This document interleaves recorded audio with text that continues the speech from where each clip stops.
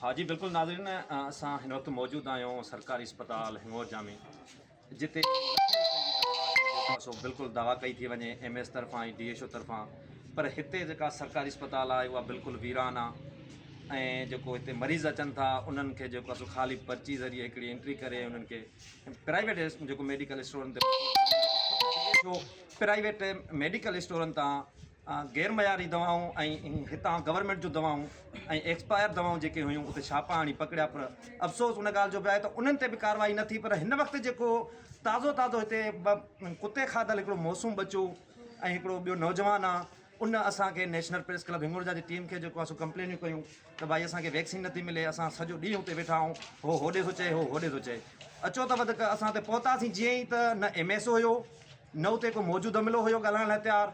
अचो त तव्हांखे वधीक उन्हनि मरीज़नि सां ॻाल्हि ॿोल करायूं त उन्हनि जो छा चवणु आहे। जी अदा असां आयासीं, असांजी पर्ची ॾिनूं, पर्ची ॾेई डॉक्टर ॾे वियासीं, डॉक्टर चयो त होॾे वञो, होॾे वियासीं सड़क ते ॾऊं त सड़क ते चए त आहे नहीं कोन, जुमे ते ईंदियूं हिन महिल त आहे नहीं कोन, वञो हलिया था।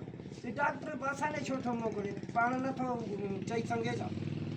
असां वरी मोटी आयासीं, ख़ाली को लाइ तयारु कोन्हे को। तव्हांखे कुतो खाई आहे कि मौसूम आहे? मौसूम नंढे कुतो खाई आहे, मूंखे खाई आहे, असांखे तड़े कढनि था, बाबा दवाई कान्हे का, काॾे वञूं असां।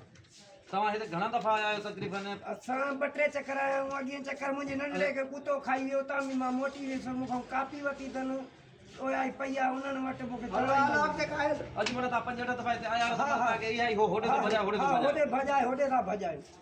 हाँ जी बिल्कुलु नाज़रीन, तव्हां हितां जे जेको आहे सो मरीज़नि जूं ॻाल्हियूं ॿुधियूं जिन खे कुतो खाई हिकिड़ो, उन में मौसूम नंढड़ो ऐं हिकिड़ो नौजवान शामिलु आहे। उन बार बार जेको आहे सो हिते पंधु कया, पर जेको आहे सो उनखे कुते जी वैक्सीन न ॾिनी वई। ऐं माना हीउ डॉक्टर हिकिड़ो की इंसान ज़ात सां खेॾणु था पसंदि कनि ऐं उन्हनि जे ज़िंदगीअ सां खेॾण जो सौदो था कनि त भाई किथे हीअ जेके असां वैक्सीन आहिनि उहे प्राइवेट में या किथे वञी यूज़ कयूं, वञी खपायूं, असां पंहिंजो जेको आहे सो गुज़र सफ़र कयूं, हीअ भली मरनि त मरनि। हिते असां MS हुयो, MS सां राब्ते करण जी कोशिशि कईसीं, पर MS असांजी कॉल जेको आहे सो अटेंड न पियो करे। ऐं हीअ चवनि था त भाई DHO ऑफिस में आहे ख़ैरपुर, ऐं DHO जेको पंहिंजे ID ते पोस्ट थो रखे उहो वर्क में नथो रखे। माना हिननि जूं ॿई ॻाल्हियूं पाण में मिलनि नथियूं। असां वटि इहे ॿई शयूं जेके आहिनि सोशल मीडिया ते ॾिसूं था त DHO किथे आहे हिन वक़्तु, ऐं जेको हितां जो जेको अमिलो ॻाल्हि थो करे MS डॉक्टर इम्तियाज़ वसाण जी, त उहो DHO जेको आहे सो मीटिंग में वियो आहे। पर हिननि जो जेको आहे सो इहा चोरी, इहा तव्हांजे साम्हूं आहे। इहो DHO 2-3 दफ़ा हिते पहुतो मेडिकल स्टोरनि ते, हिन गवर्नमेंट जे सरकारी हिंगोरजा हॉस्पिटल जूं दवाऊं इन ई स्टोरनि तां जेको आहे सो पाण उन पकड़ियूं, उहे पाण शो कयूं, पर अफ़सोस जो उन्हनि ते बि कार्रवाई न थी। पर जेके हिते मौजूदु दवाऊं हुयूं उहे बि अव्हांखे ॾेखारियूंसीं, ऐं उहे बि जेके मौजूदु आहिनि पर ॾियण लाइ कंहिंखे बि तयारु कोन्हनि की इहे जेके आहिनि पंहिंजे घरनि ताईं महदूदु आहिनि, पंहिंजे हिसे पतीअ में जेको आहे सो खणनि था पिया। बाक़ी हिते आला अख़्तियारनि खे इहा जेको आहे सो असांजी जेको रिक्वेस्ट आहे, फौरी तौर ते RSC हिंगोरजा जो जेको आहे सो नोटिस वठो। DHO साहिबु तव्हांजो ख़ाली जेके चकर फोटो सेक्शन आहिनि इन मां असांजो अवाम ऐं हिंगोरजा जो अवाम मुतमिन न आहे, न त पोइ जेको आहे अमल जेको आहे उहो थींदो, उहो तव्हांजे जेको साम्हूं आहे। ऐं छा कंदा हीअ ग़रीब, हर शइ पाण था ॼाणो, हिन जे कुझु बि हिननि जे जेको आहे सो मरीज़नि खे थियो त उनजो ज़िम्मेवार DHO ऐं MS हिंगोरजा हूंदो।